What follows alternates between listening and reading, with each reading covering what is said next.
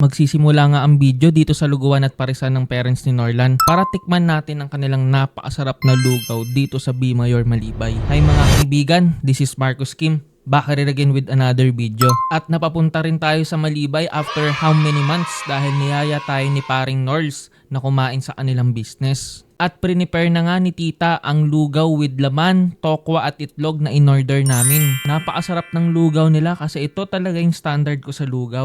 Tapos ang linamnam pa ng laman, tapos kompleto pa sila sa sile, bawang at iba pang pantimpla. After namin maglugaw ay napagdesisyonan namin na pumunta sa coffee shop nila Caster na may Jokno Boulevard at doon kami magkakape. Nagsimula na nga kami bumiyahe at dito kami sa loob ng Malibay dumaan. Dito kami dumaan sa EDSA, Pamagallanes at nag-U-turn kami papuntang MOA. At traffic nga dito sa may pa-MRT as always naman. Nakalaya rin kami sa traffic at nandito na kami papuntang Heritage at napakaluwag ng kalsada. Matapos nun ay papalapit na kami rito sa globo ng MOA at kumanang kami dahil ito na ang papuntang Jokno Boulevard. Nag-U-turn ulit kami dahil dito raw banda ang pwesto ng coffee shop.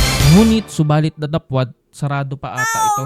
Nagpark muna kami saglit dito sa tulay para mag-isip kung saan kami tatambay at naging final decision namin ay sa Sus Coffee. At ito na nga, approaching na tayo sa Sus Coffee dito sa tapat ng Ames, sa tabi ng Shell dito sa Pasay. Buti na lang at mayroong parking. Narito na nga kami sa loob at tamang tingin muna ako sa nagagandahang mga motor namin. Matapos nun ay umorder na si Lawrence ng mga drinks at hindi na ako nagkape kasi matutulog pala ako pag uwi. Nakuha na namin yung order namin, nag-selfie at nagchikahan na rin kami about life kasi ngayon na lang ulit kami nagkita-kita dahil may kanya-kanyang work na rin. At kung nakaabot ka sa part na ito, don't forget to follow me for more videos. Paalam!